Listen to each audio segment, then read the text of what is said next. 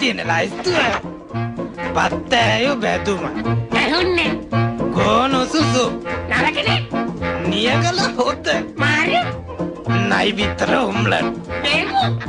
අද විශේෂ පාසාහන කේක. අනේ හොඳයි.